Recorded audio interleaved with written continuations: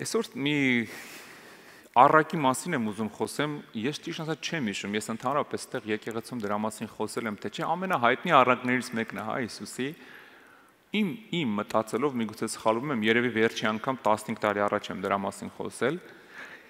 հենց որ բուն թեման իր մասին խոսեմ, հա։ Դա Սերմնացանի առակն է, լսել եք, չէ՞, մեծ մասը էլ գիտեք, անգիր գիտեք այդ առակը։ Ուզում եմ այսօր հենց այդ առակից մի քիչ խոսենք։ Դա գրված է Մարկոսի ավետարան 4-րդ գլխում, ես կկարդամ 3-րդ խոսքից։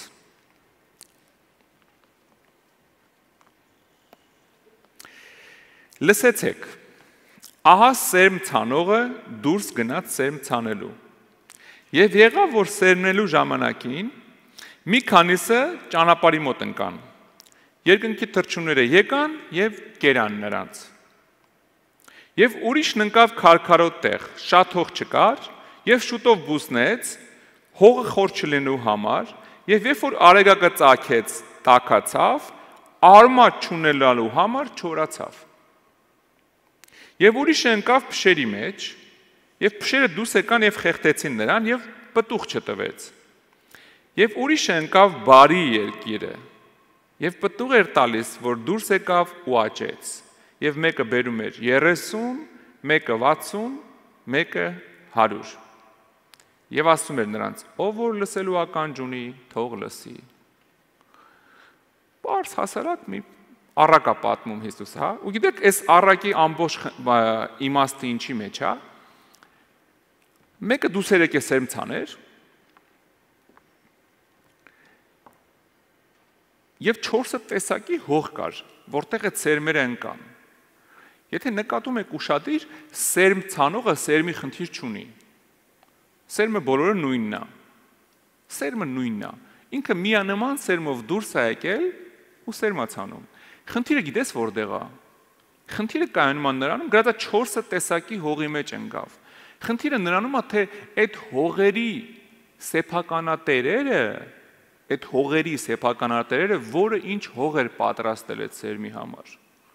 Խնդիրը սերմի մեջ չի, սերմը ցանողի մեջ չի, սերմի քանակության մեջ չի, այստեղ խնդիր չկա։ Այստեղ առատությունն է, ճշտությունն է, սրբությունն է, զորությունն է, այստեղ ամեն ինչ լավ է։ Խնդիրը գիտես որտեղ է, այստեղ է։ Ուր ընկավ սերմը, ամեն տարածքի սեփականատերը ինչ հող էր պատրաստել այդ սերմի համար։ Սերմի արդյունքը կախված չէր սերմի որակից, որովհետև սերմը բարձր որակի էր։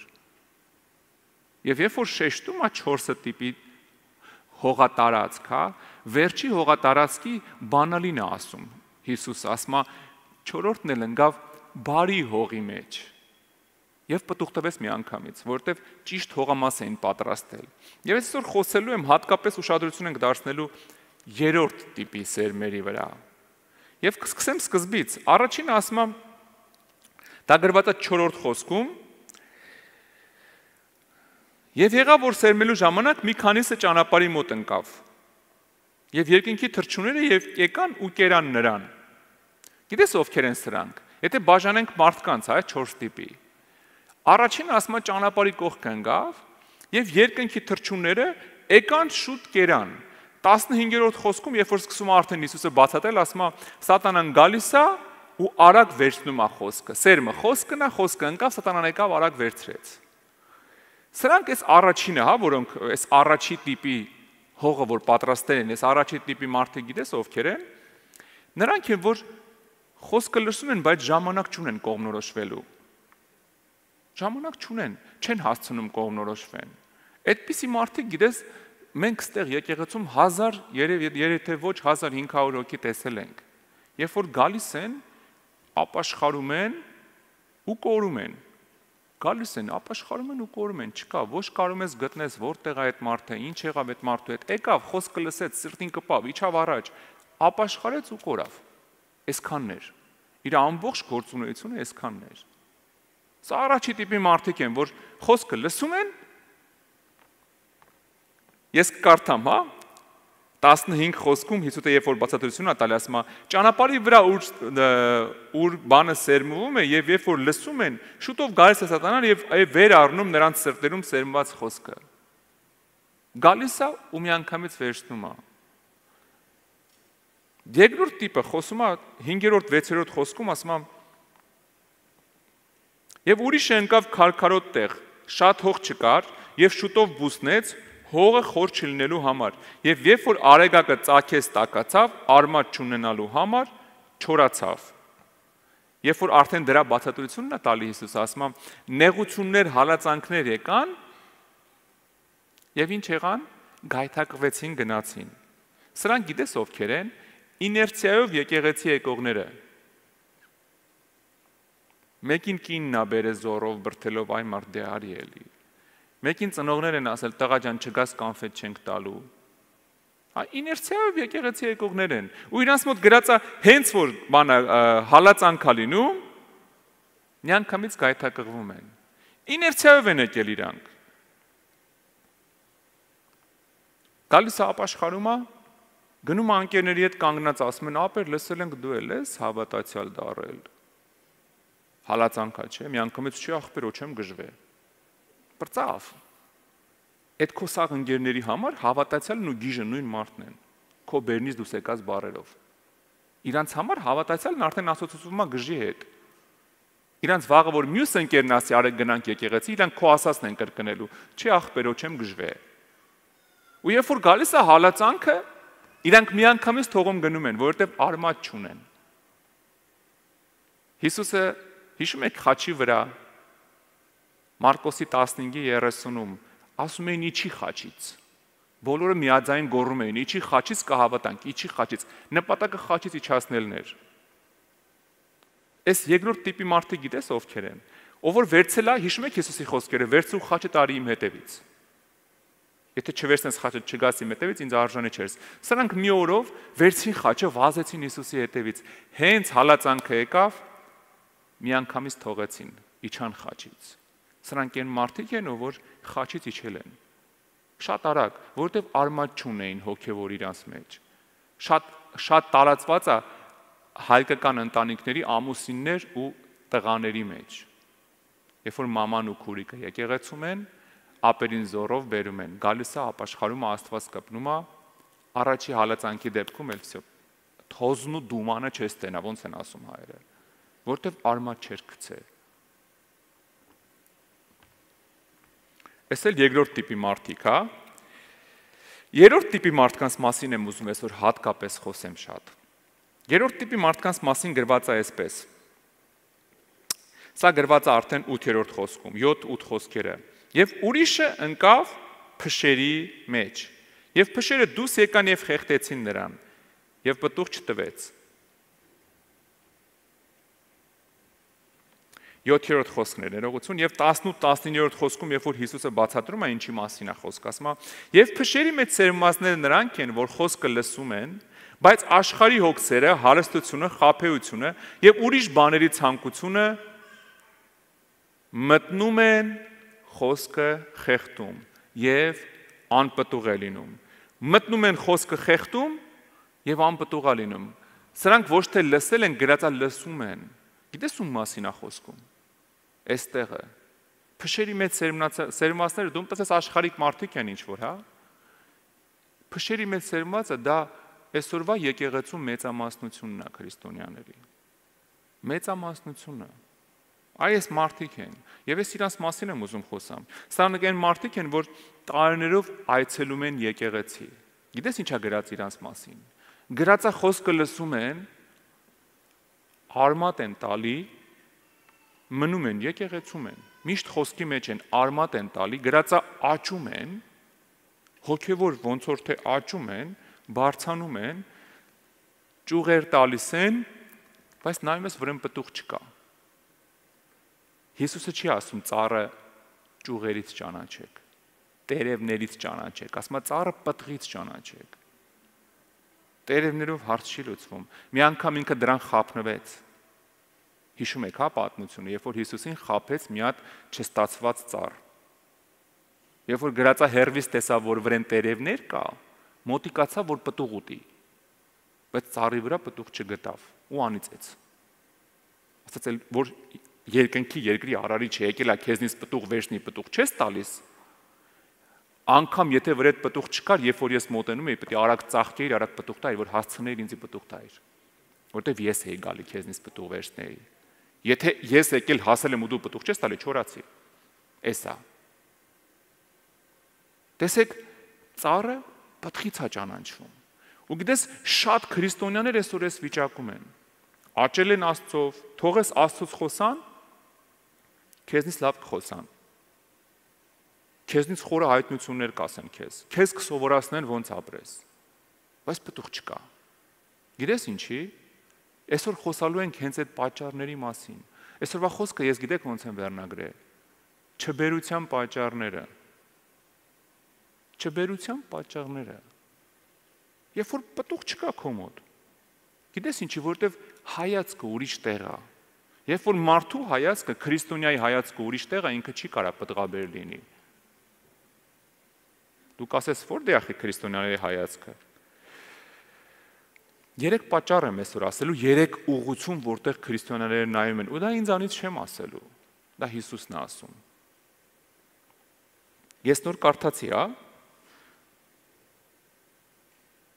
Ես նոր կարդացի փշերի մեջ ընկածները ինչով են զբաղված։ Հեսա անդրադառնալու ենք դրան։ Դա բերում է չբերության, սիրելիներս, անպտղության։ Գիտես, ինձ շատ դեպքեր ա եղել, երբ որ զույգեր մոտենան ու դիմեն, որ աղոթեմ իրանց համար, որ երեխա ունենան, պտուղ ունենան։ Մի մասի մոտ ստացվել է, ունեցել են, մի մասի մոտ չի ստացվել, չեն ունեցել դեռ առայժմ իհարկե։ Ամեն ինչ Աստծո ձեռքերում է, մենք չենք որոշողը, բայց դեք ինչն է հետաքրքիր։ Ես նայում եմ այդ մարդկանց ցանկությանը պտուղ ունենալու, այդ իրանց մեջի այդ ոնց ասեմ ձեզ, այդ ջանքը պտուղ ունենան, կգնան 1000 տեսակ բժիշկների մոտ կստուգվեն, կգնան ինչ ասես կփորձեն, ինչ տարբերակ ասես կփորձեն, ամիսներով ծոմել կպահեն, աղոթքել կանեն, կմիաբանվել, ես ողջունում են, լավ են անում, շատ լավ են անում, շատ լավ է, որ ջանք են անում, որ պտուղ ունենան։ Ու գիտես, եթե քրիստոնյաները այդ ծնողների 7%-ի չափ ջանք անեին հոգևոր պտուղ ունենալու, հիմա ամբողջ աշխարհը ապաշխարել էր։ Ջանք անեին, որ Տեր Աստված, ես ուզում եմ պտղաբեր լինեմ։ Ես չեմ ուզում ուղղակի սիրուն տեսքով քրիստոնյա լինեմ։ Տեսքս տեղն է։ Ճյուղերը կա, տերևները կա, ամեն ինչ տեղներ է թզենու մոտ։ Խնդիրը մենակ էր, որ մոտեցար պտուղ չկար վրան։ Մենակ է դեր խնդիրը։ Ու գիտես, եթե շատ քրիստոնյաներ այսօր ջանք անեն, հա, պտուղ բերեն, դուրս գան այդ չբերության ստանդարտներից, որտեվ հավատա ինձ սիրելիս, ահավոր կամ չգիտեմ, ամենավատ չբերությունը դա երեխա չունենալը չի, ամենավատ չբերությունը դա հոգևոր անպտղությունն է, երբ որ մարդը քրիստոնյա է ու պտուղ չի բերում, ու այդ պտուղը մենակ չի նշանակում մի հոգի ավել բերես եկեղեցի, գիտես, երբ որ երեք դու սուտասան էիր, այսօր սուտասան չես, դա արդեն պտուղ է, երբ որ երեք մարդկանց անիծում էիր, այսօր չես անիծում, դա արդեն պտուղ է, եթե երեք բամբասում էիր, այսօր չես բամբասում, պտուղ է, եթե խաբում էիր, չես խաբում, սպանում էիր, չես սպանում, անհարակություն կար, հիմա չկա, այդ սաղ պտուղ է, այդ սաղ Տիրոջ արքայության մեջ պտուղ է, իհարկե ամենագլխավոր պտուղը մարդ փրկելն է, մարդկանց Տիրոջ արքայության մեջ բերելը, բայց սիրելիս քրիստոնյան կանչված է ոչ միայն լսելու, այլ ընդունելու, որ պտուղ բերի, գրած է արմատ էին գցել, երրորդ կարգի մարդկանց մասին պարզ գրած է արմատ էին գցել, աճը բարձացել էին, բայց քանի որ հայացքը ընդեղ չէր, որտեղ որ պետք է, փշերը եկան ու խեղտեցին։ Ես այդ փշերի մասին եմ ուզում այսօր խոսամ, հա։ Այդ փշերի մասին եմ ուզում խոսամ ու խոսալու եմ անպտղության, չբերության 3 պատճառների մասին։ Ինձանից չեմ հորինես սիրելիս։ Այստեղ Հիսուսն ասում է ու խոսում է քրիստոնյաների մասին այստեղ։ Երրորդ բաժին սերմը, հողը որտեղ սերմը ընկավ, դա քրիստոնյաներն են, եկեղեցու անդամները, եկեղեցու անդամների մեծամասնությունը ես կասեմ։ Խոսքը մենակ մեր եկեղեցու մասին չի, խոսքը մեզ ինտերնետով նայող քույրեր եղբայրների մասին չի մենակ։ Համաշխարհային եկեղեցու մասին եմ խոսում։ Եվ այստեղ 3 պատճառ է ասում Հիսուսը։ Ես նորից կկարդամ 18-19 խոսքերը։ Փշերի մեջ սերմվածները նրանք են, որ խոսքը լսում են, բայց աշխարհի հոգսերը, հարստության խաբեությունը եւ ուրիշ բաների ցանկությունը մտնում են խոսքը խեղդում եւ անպտուղ է լինում։ Եվ այստեղ Հիսուսը 3 բան է շեշտում։ Առաջինը ասում է աշխարհի հոգսերը։ Երբ որ եկեղեցու անդամը լցված է աշխարհի հոգսերով, ամբողջ օրը հոգսերի մեջ է։ Մատթեոսի ավետարանում, երբ որ Հիսուսը բացատրում էր, լեռան քարոզի մեջ, այնտեղ պարզ ասում է հոգս մի արեք։ Հոգս մի արեք։ Հոգս մի արեք ասում է։ Ձեր հոգսերը ին վրա գցեք։ Մինչև ին վրա չգցեք, չեք կարա երկնային տեսողությունով նայեք այս կյանքին, ոնց երկնքի համար պտուղ բերես։ Եթե մտածում ես ոնց տուն պտուղ բերես հոգս ես անում, ամբողջ օրը դրա մասին ես մտածում։ Երբ որ տան վրա ես մտածում, երկնքից կտրվում ես սիրելիս։ Դրա համար Հիսուսը բանաձև տվեց, ասեց չես կարա հոգս անելով անգամ միթից քեզի բոյովացնես, բարձրացնես։ Սկի որ այդ չես կարա անես, էլ քեզ հոգս անում։ Քո բոլոր հոգսերը ին վրա գցի։ Իմ լուծը վերցրու գնա։ Եվ աշխարհի հոգսերը մեր թշնամիներից մեկն է, գիտես։ Ես ուզում եմ կարևոր բան ասեմ քեզ։ Քանի երկինքն ու երկիրը կա, այս երկրի հոգսերը չեն պակասելու։ Քանի դու երկրի վրա ես, հոգսերը չեն պակասելու։ Մեռած մարդն է անհոգս։ Չես ուզում չի անհոգս լինես։ Հասկացար ինչի մասին է խոսքը։ Քանի դու երկրի վրա ես, հոգս է լինելու։ Այնքան կարևոր է, որ այդ հոգսի մեջ Հիսուսի հետ լինես ուղղակի, որ ինքը քո հոգսը քաշի։ Երբ որ փորձում ասում ես ես ուժեղ եմ, ես կդիմանամ, թողեք տարապեմ, գնա տարապի։ Գնա տարապի, երկնքից ես կտրվում։ Ինչ ուտեմ։ Ամբողջ ինչ ուզում ես արա, ինչքան ուզում ես անմարդաբնակ կղզի փախի, հա։ Մեկը ուտելը, հագնվելը, մեկը հոգսերը շատ են։ Հոգսերը շատ են։ Պատերազմը ինչի՞ չէ։ Դուք դες պատերազմը հոգս չի։ Մեկ ասում են երբ է այս պատերազմը վերջանալու։ Սիրելիս, այս պատերազմը վերջանա, մյուսն է սկսելու, մյուսը վերջանա, մյուսն է սկսելու ու չի վերջանալու մինչև աշխարհի վերջ։ Գնալով ամեն ինչ վատանում է։ Պետք չի դա ամեն ինչը քո համար նենց հոգս ստանա, որ ամեն ինչից կդրվես։ Մեր ազգը ընդհանրապես խնդիր ունի, նկատել եք սիրելիներս։ Մեր ազգը, ուրեմն բոլորս մասնագետ ենք։ Նկատել եք, բոլորս բարձրակարգ մասնագետներ ենք։ Ամեն ինչի համար հոգսանող բարձրակարգ մասնագետներ ենք։ Լավ կլներ, եթե ամեն մեկս մի բանի մասնագետ լինեինք։ Մեկը լիներ լավ ինժեներ, մեկը լիներ լավ դասատու, մեկը լավ երգիչ, չէ, բոլորս ամեն ինչի մասնագետ ենք։ 2 տարի, սիրելիներս, ուղիղ 2 տարի, համարյա 2 տարի։ Փաշինյանին սովորացնում էինք ոնց երկիրը ղեկավար էր։ Բոլորովս հոգս էինք անում։ Այ մարդ սրան խի չի բռնում, սրա փողերը խի չի վերցնում, սրան խի չի սենց անում, ըստեղ խի չի։ Բոլորը դարել էին բանը քաղաքական բարձրակարգ գործիչներ։ Գիտեք, մարտ ամսից ազգը միանգամից սենց ղեկը փոխեց։ Հիմա ազգովի դարել ենք վիրուսոլոգ։ 7 ամիս բոլորս դարել ենք վիրուսոլոգ։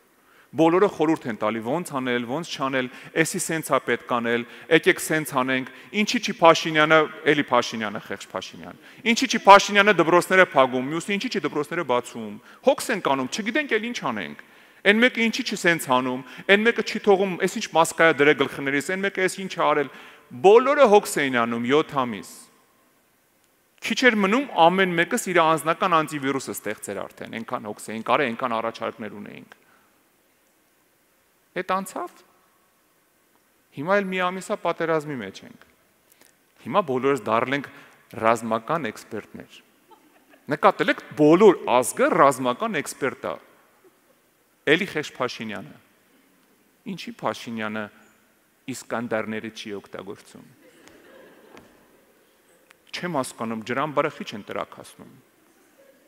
Կամ էլ այդ նավթամուղը։ Բոլորը մասնագետ են, ոնց որ ընդ մարդ չկա էլ, այդ մասին մտածող չկա, չեն հասկանում այդքան, մենք պետք է նստենք ստեղ ամենալավ հասկացողներով, ամենախելոք մարդկանցով, չէ, բոլորս դեռ ռազմական էքսպերտներ ենք, չէ՞ ստեղ։ Սաղ ազգով էդ ենք, սիրելիս։ Բոլոր ազգով մենք մտածում ենք, չգիտես խի, այդ հոգսը մեզ է տված։ Գիտես այդ պատերազմի հոգսը քեզ չի տված։ Կարևոր բան եմ ուզում ասեմ, այդ վիրուսի հոգսը քեզ չի տված։ Քեզ տված աղոթես դրա համար, բայց այդ քո հոգսը չի։ Մարդ կա, ով հոգ է տանում ոնց կռվի։ Մարդ կա ով հոգատանում, որ թիմը ոնց գնա առաջ, որտեղ ոնց պաշտպանվի։ Էդի քո հոգսը չի։ Քո հոգսը դրա մեջ աղոթք անելն է։ Քո հոգսը, եթե ինչ-որ մի հատ մեկը կա, օրինակի համար մի խնդիր ունենա, դու կարաս այդ լուծես, իրան ինչ-որ մի հարցով օգնելն է։ Բայց որ դրել ենք ամբողջ ազգով, Բաղրամյան 26-ից Telegram կանալի դուրս չեն գալի առավոտից իրիկուն, որովհետև լսում ենք ու խորհուրդ ենք տալի։ Վերցնում ենք ինչ-որ հակառակորդի սայթերից ինչ-որ դաժան կադրեր, որը որ կատեգորիկ արգելում եմ ես եկեղեցում ժողովուրդ, կատեգորիկ արգելում եմ ձեզ 18+ գերիների, տանջանքների կադրեր նայեք։ Դա չի կարելի։ Այն մակարդակի չի կարելի, որ նույնն է դու անառակության սայթ ես մտել, անառակ կադրեր ես նայում, թե մտել ես դաժանության սայթ, դաժան կադրեր ես նայում, նույնն է։ Չի կարելի նայել տես բաներ։ Երբ որ տեսնում եք անջատ եք ուղակի, բայց մենք ոչ միայն նայում ենք, մենք իմ աղբոր հոգսը իմ հոգսն է, մի հատ ուղարկեմ թող աղբերս էլ տանջվի։ Նայում ենք ու ուրիշին ենք փաստ տալիս։ Բա ինքը չտնա ոնց են էս երեխուն տանջում, որ ինչ անի։ Որ ինչ անի, լավ, ինչ ես դրանով ցանում, ինչ պտուղ ես տալի։ Վերցրես քո վրա հոգս, հասկանում եմ, սիրելիս, պատերազմի մեջ ենք, բոլորս էլ հարազատներ ունենք, չեմ ասում անդարդ կեկելի պես ապրենք։ Բայց վերցել ենք ամբողջ ազգի հոգսը մեր վրա, եթե հարցնեմ ու անկեղծ ասեմ, ինձ անկեղծ ասեք, ով է այս մի ամիսը ավելի շատ նորություններ կարդում նայում Հայաստանի մասին, քան թե աղոթում ու Աստվածաշունչ կարդում, մեծամասնությունը չեմ ուզում ասեմ տոկոս, որովհետև համարյա բոլորը ձեռք կբարձրացնեն։ Ինչի, որովհետև հոգս ենք անում։ Բա չիմանանք ինչա կատարվում։ 2 բառ իմացար գնա ավելի լավ է 2 ժամ աղոթի, ավելի շատ հարց կլուծես, քան թե ինչքան լսում ես, այնքան ատելությունով ես լցվում, այնքան, չգիտեմ, ուրիշ բաներ է լցվում մեջդ։ Ինչով ես օգնում դրանով։ Ոչ մի բան, մենակ վնաս ես տալի։ Գիտես ինչով ես վնաս տալի։ Որովհետև քո խոսքը իշխանություն ունի։ Մեկ էլ հանգարտ չես դիմանում ու ասում ես մեռնեն դրանք պրծնեն։ Սատանան ասում ապրես բալես, մի քիչ շատ ասա։ Շատ լավ ես խոսում։ Որտեվ մահ ցանողը, մահի հոգին սատանայի դևերից մեկն է։ Դու այդ հոգին ես ազատագրում։ Դու կասես, բա ինչ անեմ, աղոթի։ Ինչի համար աղոթեմ։ Աղոթի, որ Տերը փրկի քո ժողովրդին։ Ոնց կփրկի, այդ իր գործն է, դու հոգս մի արա։ Չէ, ես խորհուրդ տամ, Հիսուս ջան, մի հատ թուր ուղարկի, sense թող մի հատ ֆռա բոլորին գցի։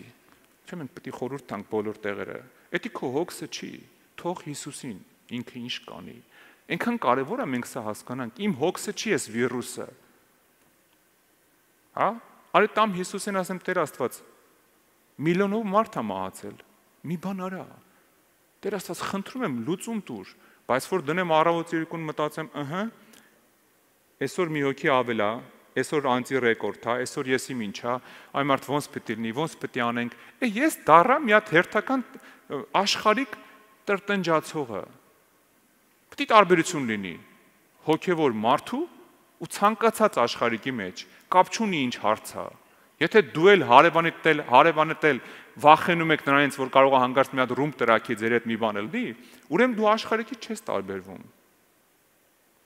Եթե երկուսս էլ նույն վախով ենք բռնվում, էլ ո՞րն է մեր տարբերությունը, սիրելիս։ Ո՞րն է տարբերությունը, օրինակի համար հավատացյալ զինվորի ու անհավատ զինվորի։ Կա տարբերություն։ Հավատացյալ զինվորը ինքը հոգս չի անում։ Ասում է, ես ստեղ եմ, մեռնեմ է գնալու եմ երկինք։ Այսօր կանգնած իմ հայրենիքն եմ պաշտպանում եմ։ Մեռնեմ է երկինք եմ գնալու։ Հոգս չունի անգամ այդ հարցում։ Բայց եթե նույն ձևով վախենում ենք ես ու դու ու մեր հարևանը, նշանակում է, ինչով ենք տարբերվում իրանից։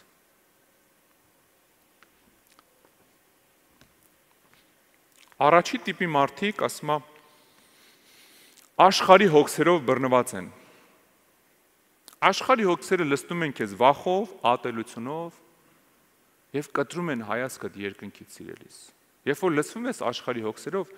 լավ բանով չես լցվում։ Լավ պտուղ չի կարա տա քո հոգսերը։ Վախա բերելու, անորոշություն, ատելություն, այսօր առանց էլ ամբողջ ազգը անորոշության մեջ է։ Բա ինչ ա լինելու։ Դու պետք է երկնային պտուղ տաս, Քնես մի հատ տեսիր տենաս, վեր կանաս ասես այս հենց ասում Աստված, լավը լինելու։ Պիտի դու ուրիշ տեղ ես հասկանում ես, ես ու դու ընդեղ չենք։ Գնացել բոլորս մտել ենք ընդեղ։ Ես երեք իմ ընկերներից մեկի շատ հարազատ մարդ ինձ կորելա չկա։ Երեխա է, երիտասարդ։ Երեք աղոթում եմ, ասեմ Տեր Աստված, մի հատ խոստու ինձ։ Խոստու, ինչ ինքը կա, չկա, ինձ հետաքրքիր է, կա թե չկա։ Այդ երեխեն, ես իմանամ, ինձ խոստու, ինքը կենթանի է թե չէ։ Նորմալ է, չէ՞ իմ ընկերոջ երեխու համար հոգս անեմ։ Գիտես ինչ եղավ սիրելիս։ Տերը խոսք տվեց։ Եթե Տերը խոսք տալի, պետք է պատասխան տա, չէ՞ քեզ։ Ես զարմացա։ Իրա պապային եմ զանգի, ընկերոջս հետ խոսում, ասում լսի։ Սենց խոսք ուզեցի, Տերն ինձ խոսք տվեց, որ դա հաստատ իր համար չի, դա լրիվ Հայաստանի համար է։ Ես զարմացա, ասեմ, ես իր համար էի հոգսանում, Աստված ուրիշ բան բերեց։ Ուրիշ խոսք տվեց, ոչ թե հոգս տվեց, այլ լուծում ցույց տվեց։ Եվ ես աղոթում եի, գիտեք ինչ խոսք տվեց։ 8-րդ գլուխ Դանիելի մարգարեության 3-րդ խոսքից ասում է Ես զարմացել եի, ասես կարդում եմ ու ասում Տեր Աստված, ես ինչ է։ Ոչ գիտեի ինչ է գրած այդտեղ, գիտեմ Դանիելի մարգարեությունը 1000 անգամ կարդացել եմ, բայց չգիտեմ հենց կոնկրետ այդ բառը ինչ է սկսում, գիտեք ինչ է գրած։ Եվ ես բարձրացրի իմ աշկերը, տեսա ահա գետի կշտին մի խոյ էր կանգնած, նա 2 եղջյուր ուներ։ Խոյ, որը 2 եղջյուր ուներ։ Այսօր 2 երկիր է դուս եկել, հա մեր ազգի դեմ։ Ու գիտեք ինչ է այստեղ գրած, նայեք ուշադիր։ Եվ այն եղջյուրները բարձր էին։ Եվ մեկը մյուսից ավելի բարձր էր, եւ այն բարձրից հետո վեր ելավ։ Եվ տեսա խոյը խփում էր դեպի արևմուտք, դեպի հյուսիս, դեպի հարավ։ Այսօր հենց այդ 3 ուղղությունով հարձակվում է մեր վրա այդ 2 երկիրը։ Դեպի արևմուտք, դեպի հյուսիս, դեպի հարավ։ Հա, ներքևից վերևից ու մեջտեղով արևմուտք։ Հետո շարունակությունը նայի։ Ես կարդում, դες պատմությունը ես 1000 անգամ կարդացել եմ։ Ինչ է ասում։ Եվ դեպի արևմուտք, դեպի հյուսիս, դեպի հարավ ոչ մի գազան չէր կանգնում նրա առաջ։ Նրա ձեռքից ազատվող չկար։ Գիտեք այսօր ինչ է կատարվում, չեն կարող կանգնացնել։ Այլ նա անում էր ինչ իր հաճության պես եւ մեծացավ։ Ու շարունակությունը իմա լսի։ Եվ երբ որ ես մտածում եի, ահա մի այծերի քոշ եկավ արևմուտքից։ Բոլոր երկրի երեսի վրա եւ գետինին չէր դիպչում եւ քոշը մի երևելի եղջյուր ուներ իր աշկերի մեջտեղը։ Տեսեք, հակառակորդը 2 եղջյուրով հարձակվել է 2 երկրով։ Հյուսիս, հարավ, արևմուտք։ Ու ասում ես արևմուտքից արդեն այս կողմից մի հատ եկավ մի ուրիշ խոյ, մի ուրիշ, ասենք, այծի ու խոյի կռիվը, հա։ Ասում է եկավ, որը որ մի հատ եղջյուր ուներ։ Դու լավ գիտես, մենք ոչ մեկից չենք սպասում օգնություն։ Մի հատ եղջյուր ունենք, մենք ենք, 7 երկիր չկա մեր հետևը։ Գրածա մի եղջյուր ուներ ու կարևոր բառ է գրած տեղ։ Եվ նա հասավ այն 2 եղջյուր ունեցող խոյին, որ տեսել էր գետի կշտին կանգնած։ Եվ նրա վրա վազեց իր զորության կատաղությամբ։ Եվ ես տեսա նրան, որ հասավ խոյի մոտ եւ դառնացած նրա վրա զարկեց խոյին եւ կոտորեց նրա 2 եղջյուրները, որ ուժ չկար խոյում նրա առաջ կանգնելու։ Եվ նրան գցեց գետին, կող տվեց նրան եւ մեկը չկար, որ խոյին ազատեր նրա ձեռքից։ Գիտեք ինչ է այստեղ գրած։ Մի հատ 2 երկրանի մեկը եկել էր հյուսիս, հարավ, արևմուտքից հարձակվել էր։ Արևմուտքից էլ մի հատ եղջյուր ունեցող մեկը եկավ ու խփեց, բայց դա մի հատ կարևոր բառ է գրած։ Մեր ազգի ամբողջ այդ կուտակվածը, այնտեղ գրած է կատաղությամբ ու զորությամբ, բայց այդ բառերը չի։ Ամբողջ մեր ազգի մեջ դարերով կուտակված մի հատ բառ կա։ Գրած է այդ խոյը եկավ ու դառնությամբ խփեց։ Խփեց ու փշրեց դիմացից։ Դառնությամբ, այն դառնությունը, որ քո ազգի մեջ կուտակվել է, լավ, մինչև երբ։ Ու գրածը դառնությամբ խփեց ու փշրեց, 2 եղջյուրներ կոտրեց։ Պատկերացնում եք ընկերոջս տղային գտնելու համար խոսք եմ ուզում Աստծոց, հոգս եմ անում ես։ Բայց Աստված ուրիշ պատասխան տվեց։ Ցանկեցի papayen իր ասեմ, լսի ասում եմ, ոնց որ Աստված երկրի վրա պատասխան տվեց։ Հոգս մի արեք։ Հոգս մի արա սիրելիս։ Աստված ամեն ինչ տենում է, քո կյանքում էլ, քո ազգի կյանքում էլ, Աստված ամեն ինչ գիտի, ու Աստված ամեն ինչ իր հսկողության տակ է պահում։ Ինչը կարևոր է մեր հասկանալուն, որ ամեն ինչ իր հսկողության տակ է։ Մի ծիտիկ անգամ գրած է, չի մորթվում առանց Տիրոջ իմացության։ Առաջին ասում է աշխարհի հոգսերը, երկրորդ ասում է հարստության խաբեությունը։ Ինչն է խանգարում, ինչ պատճառներ կան։ Հարստության խաբեությունը սիրելիս։ Հարստություն բառը չի վատ բառ։ Վատ բառը գիտես որտե՞ղ է։ Սա խոսում եմ ես եկեղեցու քրիստոնյաների մասին։ Վատ բառը խաբեություն բառն է։ Հարստության խաբեությունը։ Երբ որ սատանան քեզ ինձ կոնֆետ է ցույց տալիս, կոնֆետ, շոկոլադե, ու ասում արի ես կոնֆետի հետևից, ինքը շատ համով է։ Ու մենք ամեն ինչ թողում գնում ենք այդ կոնֆետի հետևից, մտածելով որ այդտեղ է։ Հիսուսը մի բան ասեց Մարկոսի ավետարանում, ասում է դժվար է հարստության վրա հուսացողներին մտնել երկնքի արքայություն։ Ոչ թե հալուսներին, այլ հենց հարստության վրա հուսացողներին։ Որ ուշք ու միտքը այդ հարստությունն է, մի քիչ շատացնեմ ուժ կլինի, մի քիչ շատացնեմ հարգանք կունենամ, մի քիչ շատացնեմ հնարավորություններ կունենամ, մի քիչ շատացնեմ Պուերտո Ռիկոյում ամառը կհանգստանամ, մի քիչ է։ Հարստության խաբեություն բառն է օգտագործած։ Խաբեություն բառը, երբ որ մարդը տրվում է այդ հարստանալու խաբեությանը։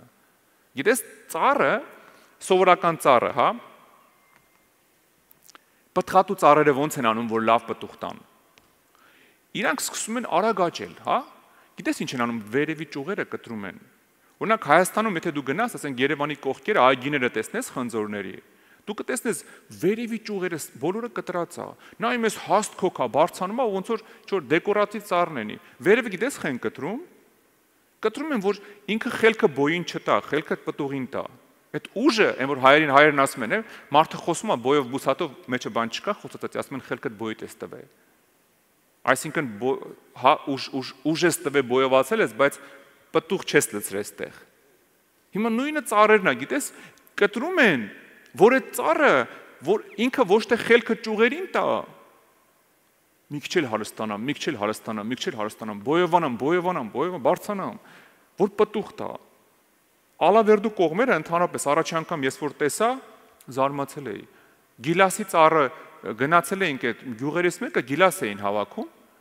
Այդ մարդուն ասի կարանք գիլաս գնենք ձեզնից, այնքան լավ գիլաս էր ծառի վրա, անցնում էինք տեղով։ Գիտեք ինչ էր անում, այդ մարդը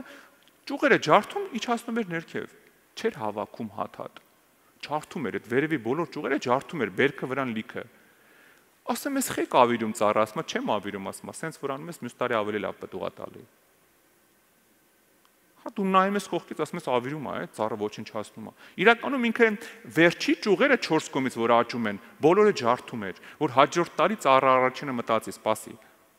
Ես հզոր ծառ եմ, արի սկսեմ պտուղ տալը։ Էնի հայել կհասցնեմ։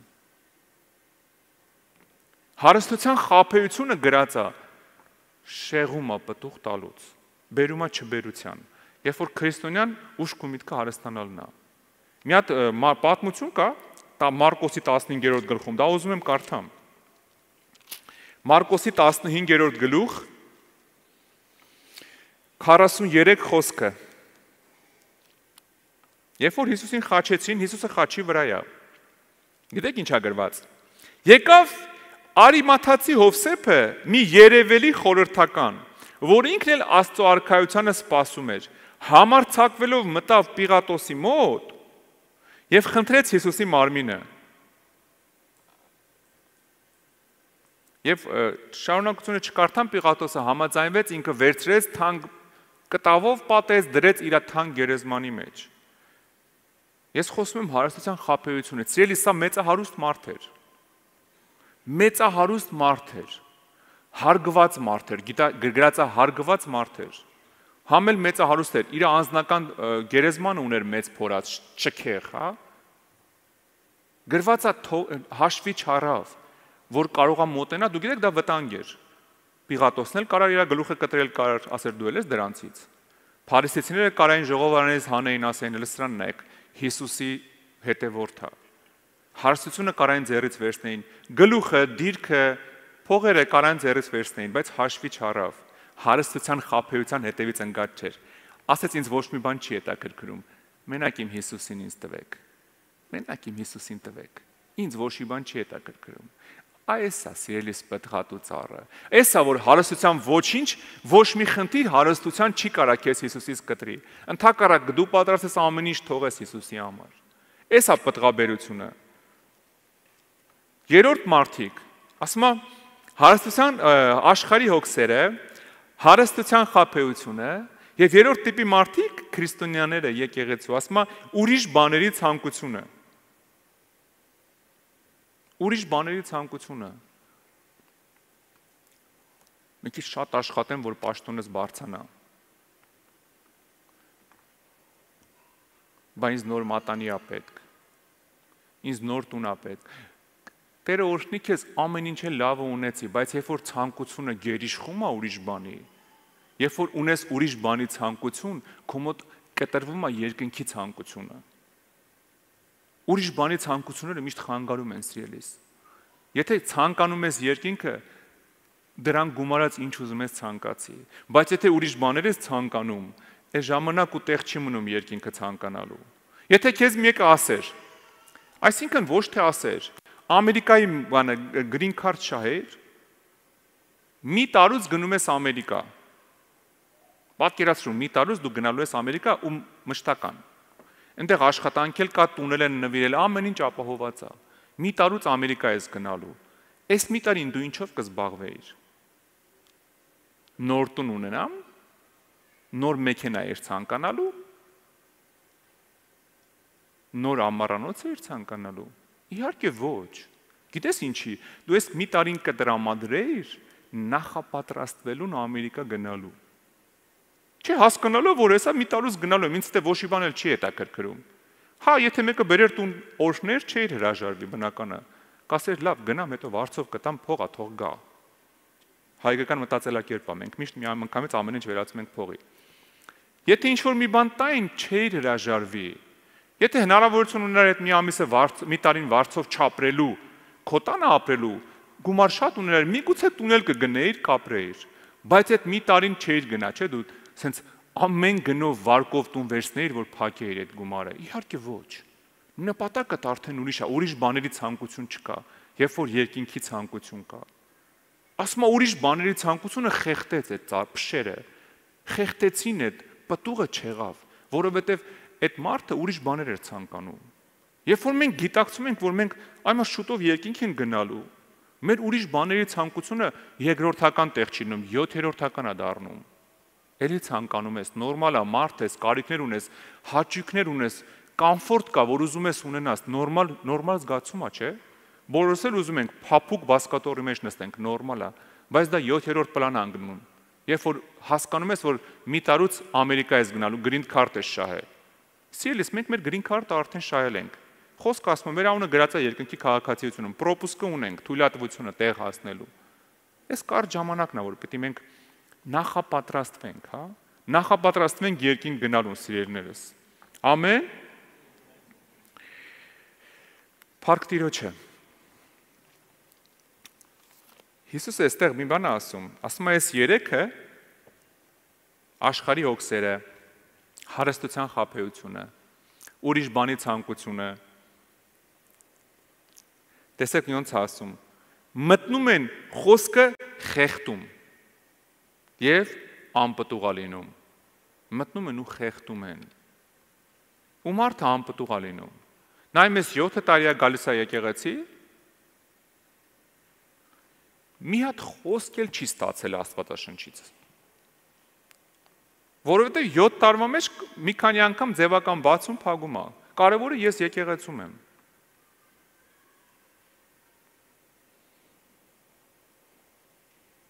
Ղուկասի ավետարանում գիտեք ինչ ասում Հովանես Մկրտիչը։ 3-րդ գլխի 9-րդ խոսքն ասում է. ամեն ծառ, որ բարի պտուղ չի բերում, կտրվելու է։ Գիտեք, եսի վախացնող բաներ չի։ Եսի զգուշացնող բան է։ Ամեն ծառ, որ բարի պտուղ չի բերում, կտրվելու է։ Ամեն ծառ, որ սուտասանա, կտրվելու է։ Ամեն ծառ, որ անառակության մեջ է, կտրվելու է։ Ամեն ծառ, որ պիղծ ցայտեր է մտնում, կտրվելու է։ Որտեւ ամեն ինչը որ ես թվարկում եմ, բոլորն էլ չար պտուղներ են բերում։ Էսի բան չի, գիտեք ինչ, Հովանեսը չի ուզում քաղցրալեզու լինի կամ վախացնի ժողովրդին։ Նույնը Հիսուսն է ասում տարբեր ձևերով մի քանի անգամ։ Նույնը թզենու վրա ուզեց հասկացնի աշակերտներին, բացատրեց, որ մենակ տերևներով չի, մենակ սիրուն տեսքով չի։ Վրեն պտուղ կար թե չէ, վերջ։ Դե ես կարա մարդարանամ, հələ սեզոնը չէր, ոնց որ խոսքն է ասում թզենու մասին։ Հələ իմ ժամանակը չի։ Հələ չեմ կարող ծխելը թողեմ, հələ չեմ կարող խմելը թողեմ եւ հələ չեմ կարող ինչ։ Հիսուսը նայեց, ոչ աճ, ոչ ձախ, ասեց, որ պտուղ չես տա, հավիտյան պտուղ չտաս։ Մարկոսի ավետարան 4-րդ գլուխ, 4-րդ գլխի 20 խոսքը կկարդամ, սա էլ արդեն 4-րդ տեսակի հողի մասին է, սիրելիս։ Բայց այն բարի երկրի սերմվածները նրանք են, որ խոսքը լսում են եւ ընդունում են եւ պտուղ են տալի։ Մեկը 30, մեկը 60 եւ մեկը 100։ Մեկը 30, մեկը 60, մեկը 100։ Գիտես ինչ է ուզում մեզանից Տերը։ Ասում է այն բարի հողում ցանրածները նրանք են, որ խոսքը լսում են ու ընդունում են, որ պտուղ տան։ Մենք հայրս ասում ենք մի ականջից մտավ, մյուս ականջից դուրս եկավ։ Այդ գիտես որն է մի ականջից մտավ, մյուսից դուրս եկավ։ Երբ որ գալիս ես եկեղեցի, սերմը ցանվում է, ասում են սուրբ եղի, ստեյս մտնում, ստեյս դուրս է գալի։ Երբ որ ասում են մի բամբասի, ստեյս մտնում, ստեյս դուրս է գալի։ Որ ասում են մի նախանձի, մի ատի, մի չարախոսի, ստեյս մտնում, ստեյս դուրս է գալի։ Լսում են եւ ընդունում են։ Էսա տարբերությունը այն մյուս երեքից։ Լսում են ու ընդունում են։ Ընդունում են, արմատ են տալիս, բարձանում են ու պտուղ են տալիս, որտեվ ճիշտ են նայում, երկինք են նայում։ Լսում են ու ընդունում են։ Գիտես ինչ է նշանակում լսում են ու ընդունում են։ Երբ որ լսում ես ստեղից խոսք, սերմ ցանողը Հիսուսն ասում է խոսքն է ցանում։ Սուրբ Հոգին է խոսքը ցանողը։ Երբ որ լսում ես ստեղից խոսք, որ կողքիդ հարևանը Աստծո խոսքի կարիքը ունի, ու դու գիտես այդ խոսքը Աստված հենց քեզ էր ասում։ Ընդունել նշանակում է այդ վերցնել ու գնալ այդ հարևանի հետ խոսալ Աստծուց, որ իրան էլ Աստված բարձրացնի, տնկի իր արքայության մեջ։ Բարի հողը էսա։ Էսա մեզ պետք պատրաստել։ Մենք այս 4-րդ մասի մեջ պետք է լինենք, սիրելիներս։ Մենք պետք է բարի հող պատրաստենք։ Դա մեր սիրտն է։ Բարի հող ամեն անգամ խոսքը վերցնելու։ Եկեղեցի էլ որ գալիս ես բարի հող պատրաստի։ Մի արի ասա, հələ տենամ հովիվ նեսօր ինչ խելոք բան ասելու կամ էլ ոչ։ Հələ տենամ կարան նենց բան ասի, որ ես չգիտեմ։ Չի կարա ասի։ Եթե այդ սրտով ես եկել, ոչ մի բան չի կարա քեզ ասի ուրեմն։ Բրծավ։ Իզուր էլ եկել ես։ Բայց եթե գալիս ես ու ասում ես, լսի գնամ, բարի հող պատրաստեմ։ Տենամ երկնքից ինչ է մի հատ խոսք գալիս, մտնի սիրտես, լսեմ, ընդունեմ ու պտուղ տա այդ խոսքը։ Ու մեկի տեն մեզ մի շաբաթվա մեջ այնքան պտուղ ես ունենում այդ խոսքի հանդեպ։ Դու էլ ես զարմանում։ Բարի հողում ցանածները նրանք էին, որոնք լսում են, ընդունում են եւ պտուղ են տալի 30, 60, 100-ապատիկ։ Եթե լսում ես, որ մեղքը Աստծուց չի, մեղքը Աստծուն հաճելի չի, լսում ես ու ընդունում ես, գնում ես ապաշխարում ես, ու էլ չես գործում, Երբ որ մեղքը չես գործում, գիտեք, նենց տարածքը դատարկ չի մնում։ Երբ որ դու մեղք ես անում, այդ մեղքը չես անում, նենց չի, որ այդ տարածքը դատարկ կա մնում։ Այդ տարածքը Աստված լցնում է օրհնություններով, հրաշքներով, լիքը լավ բաներով։ Այն տարածքը, որտեղ քո կյանքում մեղք կներ, ու այդ սաղ պտուղ է դառնում քո կյանքում։ Ու մարդիկ այդ պտուղները ուտում են, ու ասում են, «Էս ինչ համով էր այ մարդ»։ Այ մարդ, այդ Արսենի հետ ինքան հավես է խոսալը, լսի, ես հետը մի 10 բառ խոսում ես, խաղաղվում ես, հանգստանում ես, երկիքը գալիս է։ Աշխարհիկ մարդն ասում, գիտես խի, որովհետև պտուղ ունես, այդ պտուղներն ա ուտում։ Դու արդեն մեղքը թողել ես, պտուղներով լցվել ես, օրհնություններով լցվել ես, լավ պտուղ ա տվել։ Այդ մարդը քո հետ շփվելուց ինքը չի նկատում, ոնց է այդ պտուղն ուտում ու օրհնվում։ Դրա համար էլ իրան լավ ազգում։ Բայց մեկ հավատացյալները նենց խոսակցություններ են անում, որ աշխարհիկը սկի տենց խոսակցություն չի անում։ Ուր է դե պտուղ։ Չկա։ 30-60 հարուրապատիկ։ Արի ոտքի կանգնենք։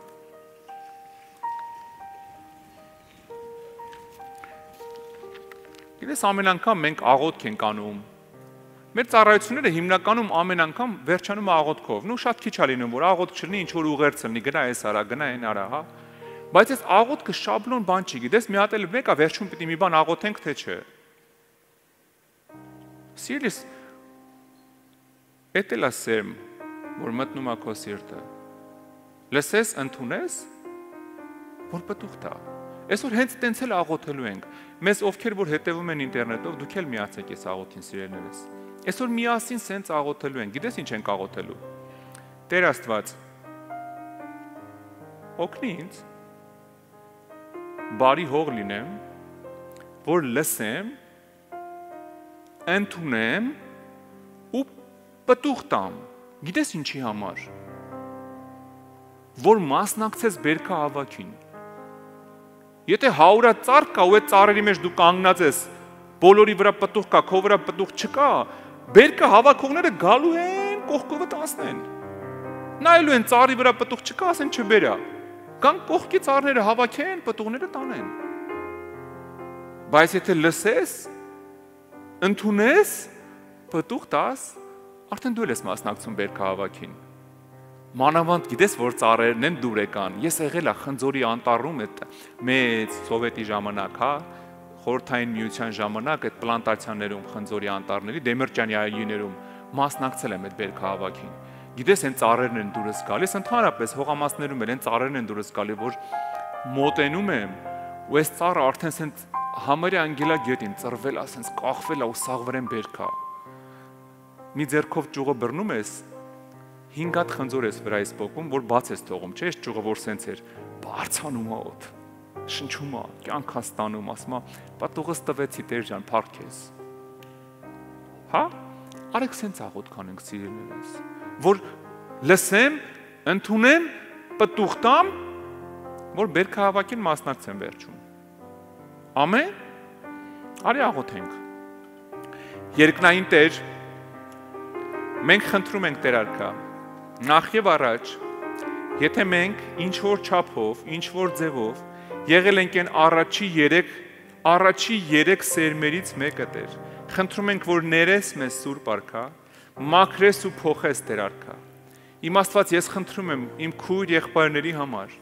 օգնես ամեն մեկին Տեր, ամեն մեկին լինի Տեր բարի հող, որպեսզի սերմը, որ ցանում ես դու Տեր, այն խոսքը, որ դու տալիս ես, լսեն Տեր արքա,